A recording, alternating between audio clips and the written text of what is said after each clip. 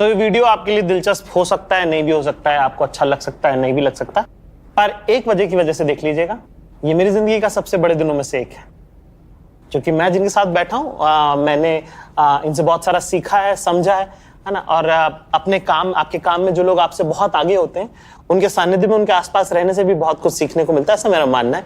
तो आज हमारे काम में हम जिस तरह की जिंदगी जीते हैं, जीना चाहते हैं, उसमें जो सबसे ऊंचे पायदान पे हैं हिंदुस्तान में, वो आज मेरे साथ बैठे हैं। कपिल भाई कैसे हैं? अरे लव यू जाकिर भाई, इतनी प्यारी प्यारी बातें आपने बोल दी ना, मेरे को टेंशन में हो गए। Thank you for having me on your show bro. मेरा बहुत दिनों से मन था कि मैं कैसे बात करने का मौका मिलेगा, क्या मिलेगा, पर मैंने कहा कुछ ना कुछ आप मन में चाहो, कुछ ना कुछ होता ही है। हाँ बिल्कुल हो जाता है। मैं भी आपकी वीडियो देखता रहता हूँ, तो मैं देखता हूँ यार, जैसे हमें तो एक प्लेटफॉर्म मिला है कि टीवी पे ऑलरेडी एस्टेब्लिश शो था लाफ्टर चैलेंज, तो हम आ गए। आपने बिल्कुल एकदम से जीरो फैन बेस से, अभी कोई नहीं जानता, सीधा पहला वीडियो डाला यूट्यूब पे और इतने वायरल हो गए। तो मैं वो देखता रहता हूँ आपके वीडियो कभी कभी कि यार एक, जैसे आप बोल रहे हो कि एक दूसरे से सीखने को मिलता है, हम सब सीखते हैं। सो मैं बड़ा पसंद करता हूँ भाई आपके वीडियो, मजेदार होते हैं, कनेक्ट करते हो आप लोगों को। थैंक यू भाई, थैंक यू वेरी मच। तो मैं आपसे क्रमशः पूछूंगा। क्या?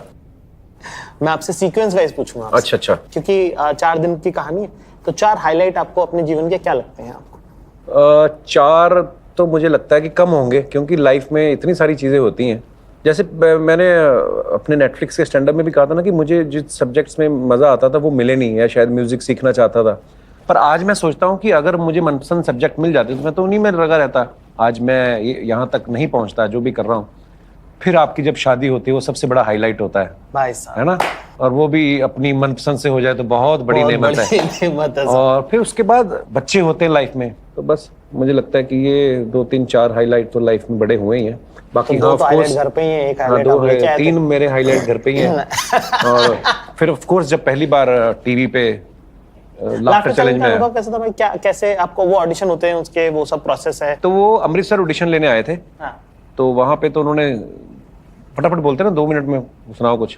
मैंने 2 मिनट में कुछ ना कुछ सुनाया, उन्होंने आधे मिनट में रिजेक्ट करके निकल गए, है ना। फिर चलो हाँ, बहुत अच्छा था। तो ये बात है लाफ्टर चैलेंज सीजन 3 की। उससे पहले 2 सीजन आ चुके थे। फिर जब ये लाफ्टर चैलेंज हिट हुआ तो फिर रीजनल चैनल था हमारे MH1, उन्होंने पंजाबी में शुरू कर दिया एक हंसदे हंसांदे रहो। तो मैं उसमें चला गया कि चलो लाफ्टर चैलेंज में नहीं हुआ तो इधर चलते हैं।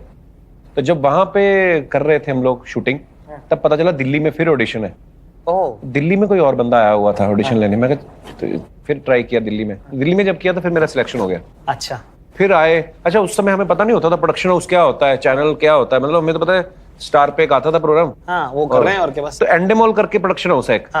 उन्होंने मुझे फोन किया कि हम एंडेमॉल से बोल रहे हैं, sir I am talking from Endemol and you have to come to Bombay, we are sending you ticket. Endemol मेरे को सुनाई नहीं दिया, मुझे लगा अंडमान वाले मेरे को कि मतलब बाहर से क्यों फोन आ रहा है, बॉम्बे में है प्रोग्राम।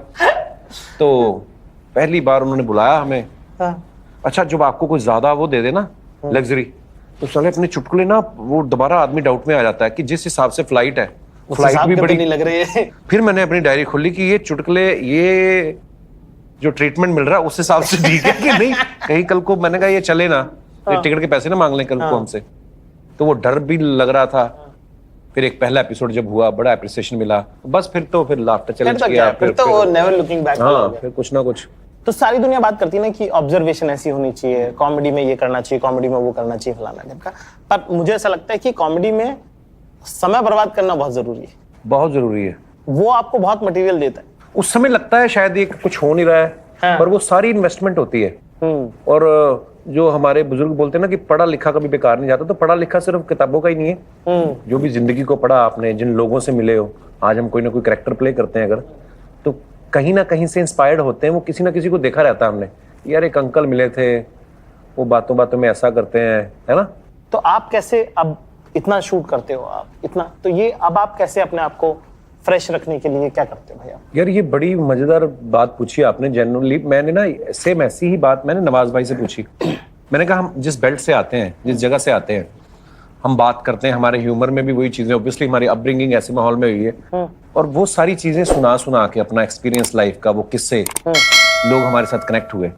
अब जबकि ज्यादा जरूरत है, क्योंकि तब तो इकट्ठा हो रहा था सब कुछ दिमाग में, उसको खर्च करने के लिए कोई प्लेटफॉर्म नहीं था। अब जबकि ज्यादा जरूरत है आपको सोसाइटी में रहने की, पर वो पॉसिबल भी नहीं है। हाँ, क्योंकि पहले जैसे सड़क पे निकल पड़ते थे, अब वैसा नहीं, लोग पहचानते हैं, अभी आप है ना फंस भी सकते हो। सो मेरा क्या होता है, कभी कभी मेरे पुराने जो दोस्त हैं, मेरे आज भी वही दोस्त हैं जो स्कूल कॉलेज के थे, तो कभी भी मौका मिले, जैसे अभी न्यू ईयर पे था तो मैंने सारे अपने पुराने यार दोस्तों को फ़ोन किए, मैं कहा आओ बैठते हैं। तो ले दे के मैंने देखा है किसी ने किसी से नहीं पूछा तू क्या कर रहा, ले दे के वही मेमोरीज, तुझे याद है एक बार हम कॉलेज की पिकनिक में वहाँ पे क्या हुआ था, अरे याद है। तो यही सब बातें, तो फिर उनके बातों बातों में जो भी किस्से, आई थिंक वो बड़ी ज़रूरी चीज़ है। कट ऑफ नहीं हो सकते आप, कट ऑफ हो गए तो फिर आप वो मैकेनिकल हो जाओगे। वो बहुत जरूरी है ना कि आप लगातार लोगों से रसद आपकी आती रहे। बहुत जरूरी है। टीवी का ये जो कपिल शर्मा शो करने का जो अनुभव है आपका, पिछले 10 साल से लगातार कर रहे हो आप ये शो, राइट, वो एक्सपीरियंस में कितना ग्रो करे आप, क्या क्या सीखा आपने एज आर्टिस्ट, क्या क्या सीखा आपने? यार मुझे लगता है कि हर एक एपिसोड के बाद कोई ना कोई नई चीज़, जैसे आज पहले मुझे लगता था जब लाफ्टर चैलेंज में पहले ऑडिशन में रिजेक्ट हुआ, मुझे लगता है यार ऐसे कैसे रिजेक्ट कर गए, लेकिन आज जब मैं अपना वो सीजन देखूँ ना कभी, तो मुझे लगता है इन्होंने सेलेक्ट कैसे कर लिया मुझे। एक होता ना कि आप खुद को एनालाइज करते हो कि यार ये बड़ी कमी है परफॉर्मेंस में, तो वो करते करते ऑब्वियसली आप कोई भी काम करो, चाहे कोई सीरियस मूवी करो, नई चीज़ें सीखते रहते हो।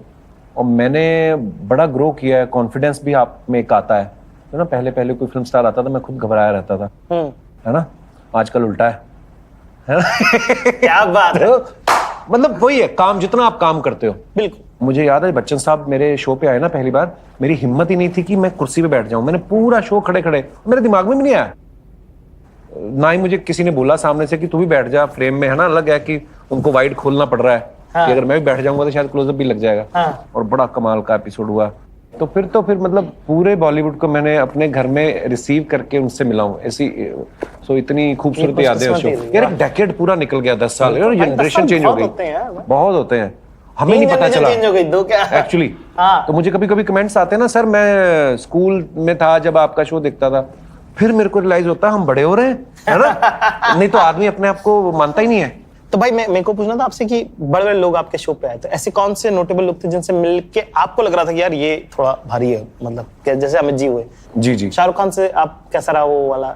यार शाहरुख भाई से जब पहली बार मिला था ना, वो आदमी में ना एक बात है, वो इतना बड़ा सुपरस्टार है। हाँ। पर वो आप उनको भी पता है कि मेरे सामने शायद नर्वस हो जाएगा कोई, तो वो पहली बार में आपको मिलके पहले तो इतना कंफर्टेबल कर देंगे कि उसके बाद आप ऐसे हो जाते हो, अच्छा और सुनाओ फिर शाहरुख भाई। तो जैसे मेरे को उन्होंने पहली बार अपनी वैन में बुलाया, शाहरुख भाई बुला रहे हैं, मेरे शो पे आए, तो मैं ऐसे, दीपिका भी नई आई थी उस समय, हे दीपिका यू नो हिम, इसने देवदास का स्पूफ किया था, मैं इसका फैन हूँ।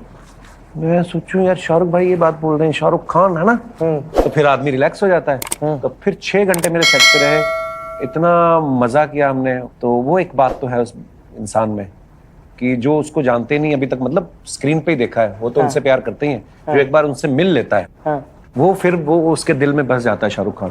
क्या बात है, उससे प्यारा इंसान, बहुत ही। फेवरेट हीरोइन कौन सी है आपकी दीपिका पादुकोण के अलावा? अच्छा ये तो कंफर्म है। दीपिका बहुत, मुझे ना सिर्फ कई लोग ऐसे पूछते हैं, मुझे एक चीज ना वो भी बड़ी अपील करती है कि जैसे दीपिका की अगर बात करें, एक्ट्रेस तो कमाल है ही, लेकिन वो विदाउट एनी फिल्मी बैकग्राउंड इस इंडस्ट्री में आना और टॉप पे पहुंचना, एक जर्नी की भी रिस्पेक्ट होती है। क्या बात है, वाह। पर मैंने देखा जैसे कि आपका ये रनिंग गैग भी, आपका इतना लंबा शो है कि उसमें बहुत सारे रनिंग गैग्स भी हैं। जी। जैसे दीपिका एक रनिंग गैग है ना, कि एक वो पूरे टाइम वो बना रहता है कि रणवीर सिंह जब आ रहे हैं तब भी दीपिका है उसमें। हाँ, क्योंकि अब एक लोगों के मन में भी एक रिलेशनशिप बन जाता है। हाँ। है ना, कहीं मैंने उनके साथ कोई ऐसी फ्लर्ट वाली बात की, हाँ। तो लोग भी उसको एंजॉय करते हैं। हाँ। तो बड़ा प्यारा सा रिलेशनशिप बन जाता है। हाँ। ऑन स्क्रीन है, ऐसा नहीं कि ऑफ स्क्रीन भी जब मिलते हैं इतने प्यार से मिलते हैं, तो हाँ मजा आता है।